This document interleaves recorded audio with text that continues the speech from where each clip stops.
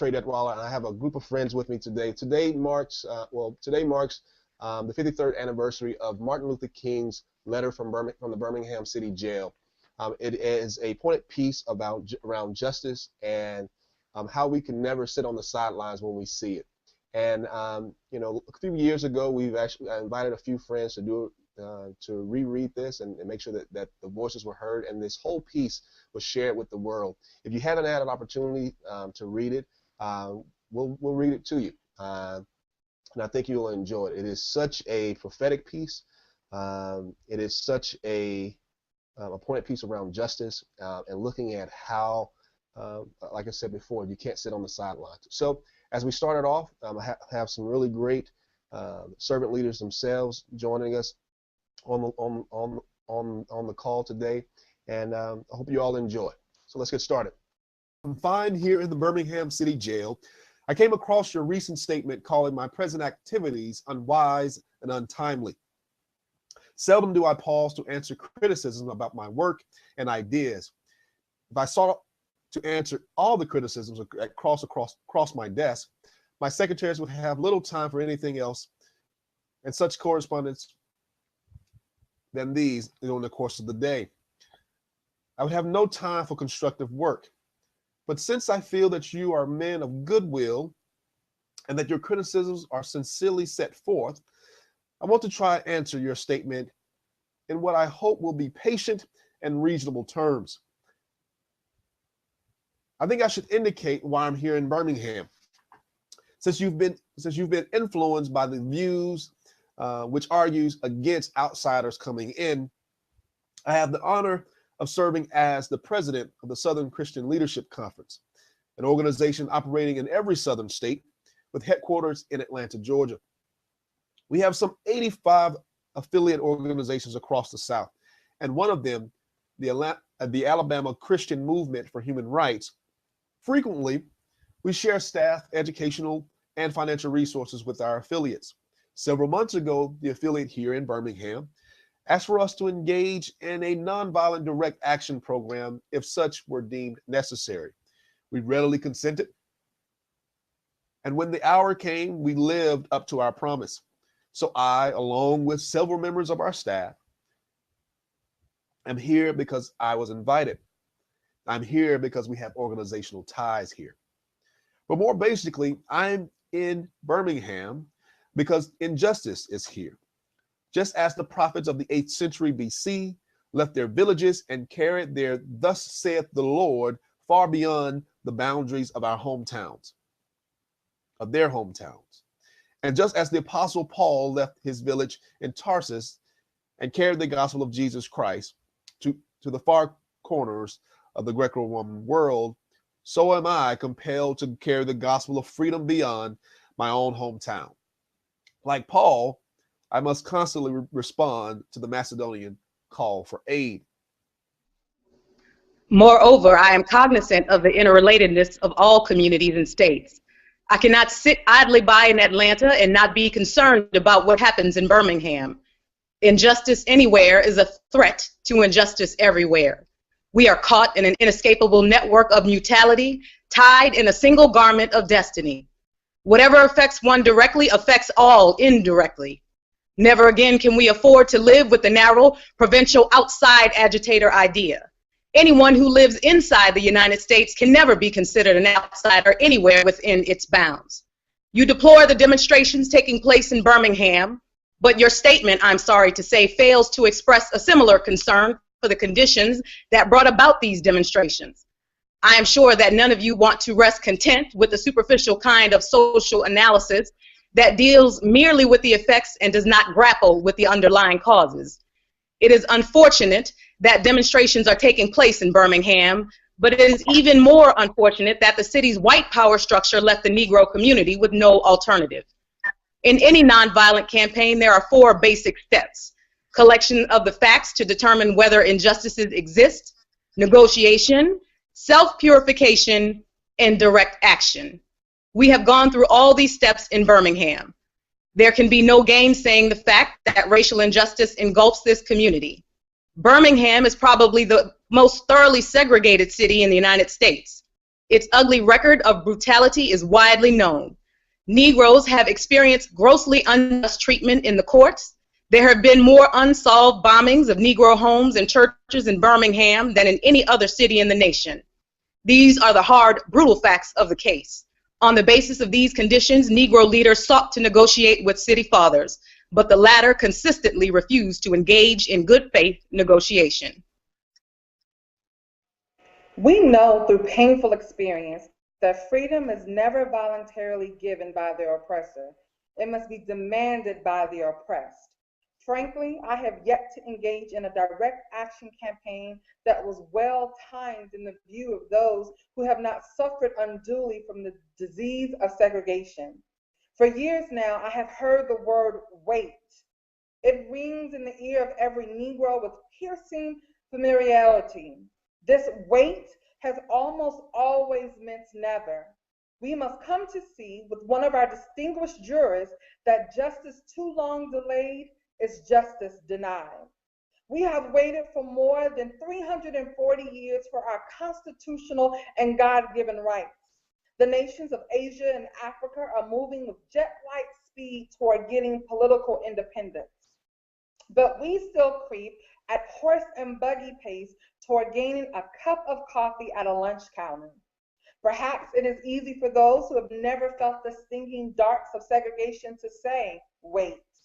But when you have seen the vicious mobs lynch your mothers and fathers at will and drown your sisters and brothers at whim, when you have seen hate-filled policemen curse, kick, and even kill your Black brothers and sisters, when you have seen the vast majority of your 20 million Negro brothers smothering in an airtight cage of poverty in the midst of an affluent society, when you have suddenly found your tongue twisted and your speech stammering as you seek to explain to your 6-year-old daughter why she can't go to the public amusement park that has just been advertised on television, and see tears welling up in her eyes when she is told that Funtown is closed to colored children, and see the ominous clouds of inferiority begin to form in her little mental sky, and you see her beginning to distort her personality by developing an unconscious bitterness toward white people.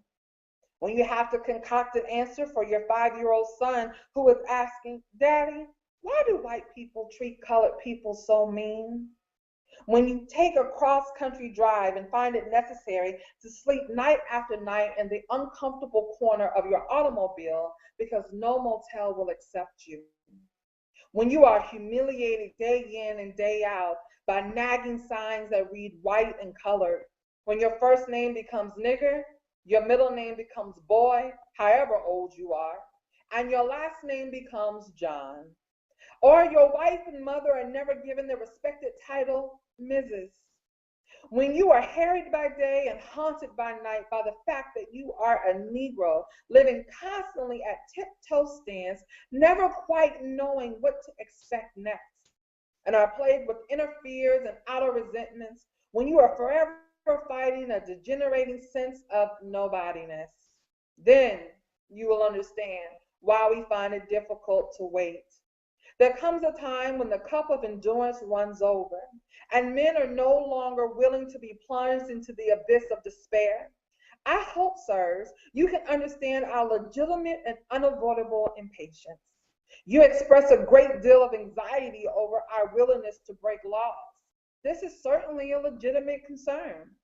Since we are so diligently urging people to obey the Supreme Court's decision of 1954 outlawing segregation in the public schools, at first glance it may seem rather paradoxical for us to consciously break laws. One may well ask, how can you advocate breaking some laws and obeying others? One answer lies in the fact that there are two types of laws, just and unjust. I would be the first to advocate obeying just laws. One has not only the legal, but the moral responsibility to obey just laws. Conversely, one also has the moral responsibility to disobey unjust laws. And I would agree with St. Augustine that an unjust law is no law at all. Sometimes a law is just on its face and unjust in its application. For instance, I have been arrested on a charge of parading without a permit. Now, there's nothing wrong in having an ordinance which requires a permit for a parade, but such an ordinance becomes unjust when it's used to maintain segregation and to deny its citizens the first American privilege of peaceful assembly and protest. Of course, there's nothing new about this kind of civil disobedience.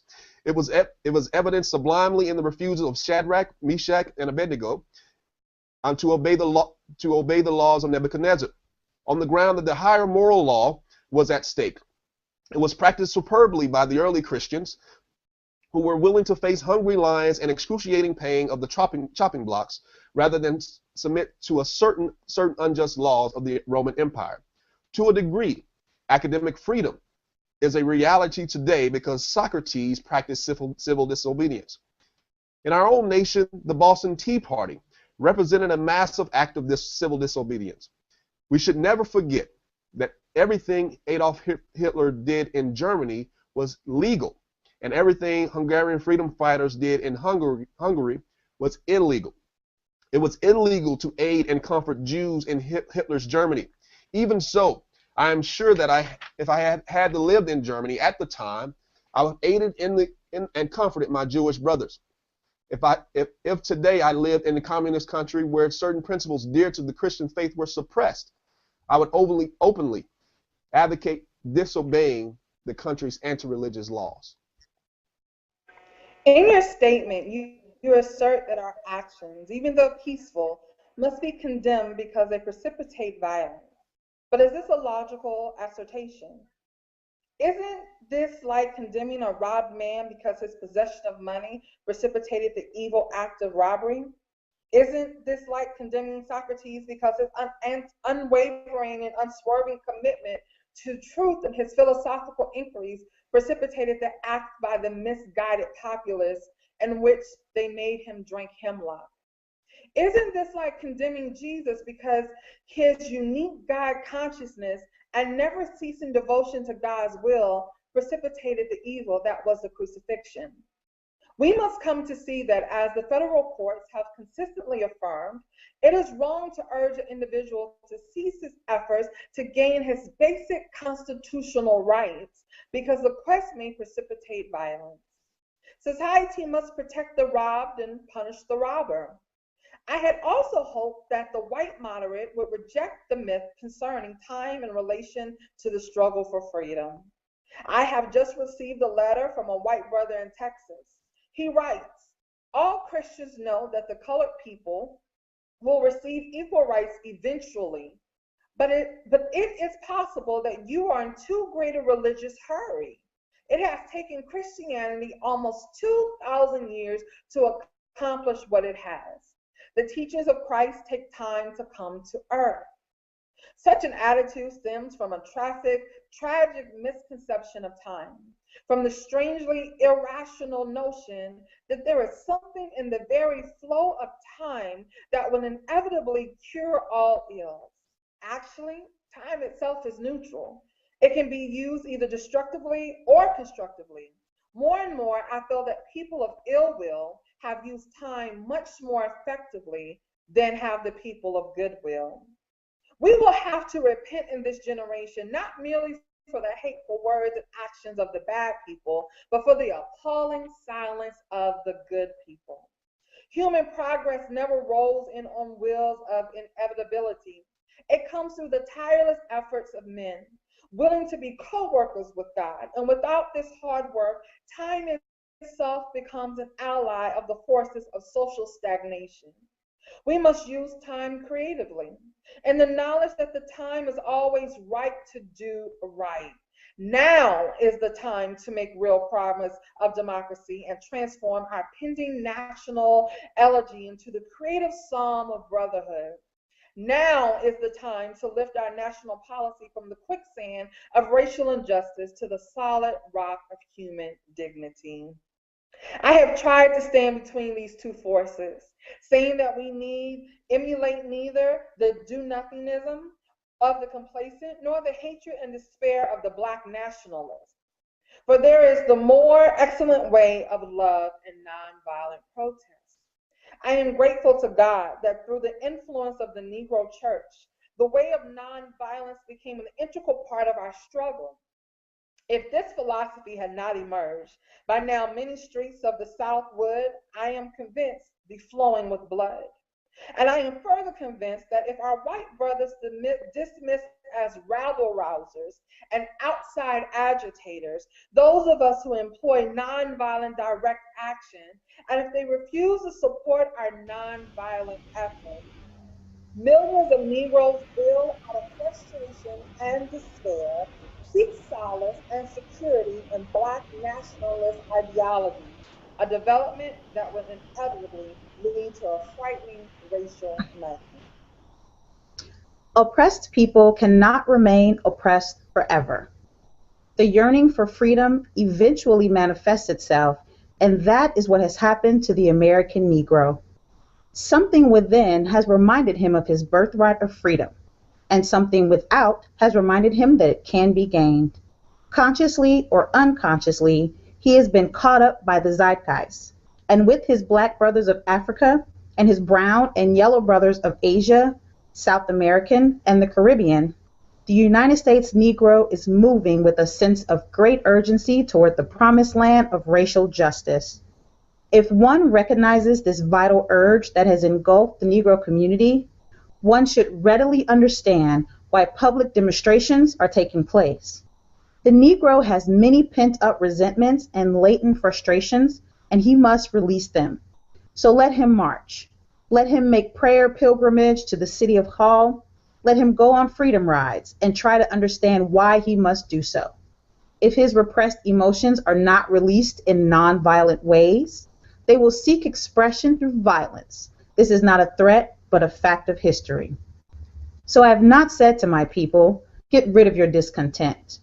Rather, I have tried to say that this is normal and healthy discontent can be channeled into the creative outlet of nonviolent direct action. And now this approach is being termed extremist. But though I was initially disappointed at being categorized as an extremist, as I continued to think about the matter, I gradually gained a measure of satisfaction from the label. Was not Jesus an extremist for love? Love your enemies, bless them that curse you. Do good to them that hate you, and pray for them which despitefully use you and persecute you. Was not Amos an extremist for justice? Let justice roll down like waters in righteousness, like an ever-flowing stream. Was Paul not an extremist for the Christian gospel? I bear in my body the marks of Lord Jesus. Was not Martin Luther an extremist? Here I stand. I cannot do otherwise, so help me God. And John Bunyan, I will stay in jail to the end of my days before I make a butchery of my conscience. And Abraham Lincoln, this nation cannot survive half slave and half free. And Thomas Jefferson, we hold these truths to be self-evident, that all men are created equal. So the question is not whether we will be extremists, but what kind of extremists we will be. Will we be extremists for hate or for love? Will we be extremists for the preservation of injustice or for the extension of justice? In that dramatic scene on Calvary's Hill, 3 men were crucified. We must never forget that all 3 were crucified for the same crime, the crime of extremism. 2 were extremists for immorality and thus fell below their environment. The other, Jesus Christ, was an extremist for love, truth, and goodness, and thereby rose above his environment. Perhaps the South, the nation, and the world are in dire need of creative extremists. When I was suddenly leadership of the bus protests in Montgomery, Alabama a few years ago, I felt we would be supported by the white church. I felt that the white ministers, priests, and rabbis of the South would be among our strongest allies. Instead, some have been outright opponents, refusing to understand the freedom movement and misrepresenting its leaders. All too many others have been more conscious and courageous and have remained silent between the paralyzing security of stained glass windows. In spite of my shattered dreams, I came to Birmingham with the hope that the white religious leadership of this community would see the justice of our cause and with deep moral concern would serve as the channel through which our just grievances could reach the power structure. I had hoped that each of you would understand, but again, I have been disappointed. I've heard numerous Southern religious leaders admonish their worshipers to comply with desegregation decision because it is the law.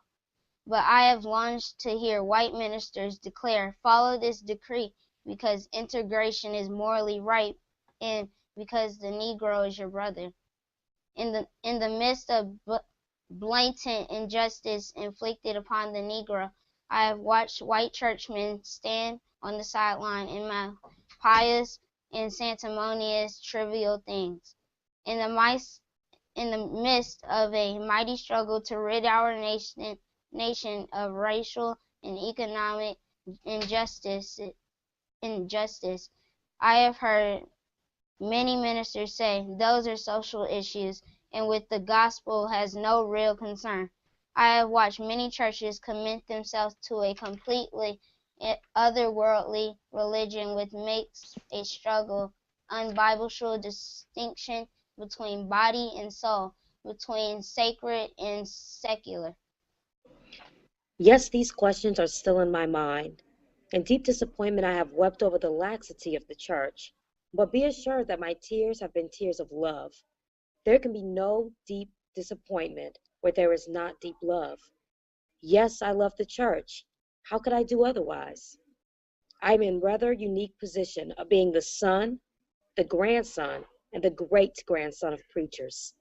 Yes, I see the church as the body of Christ, but oh, how we have blemished and scarred the body through social neglect and through fear of being nonconformist. But the judgment of God is upon the church as never before.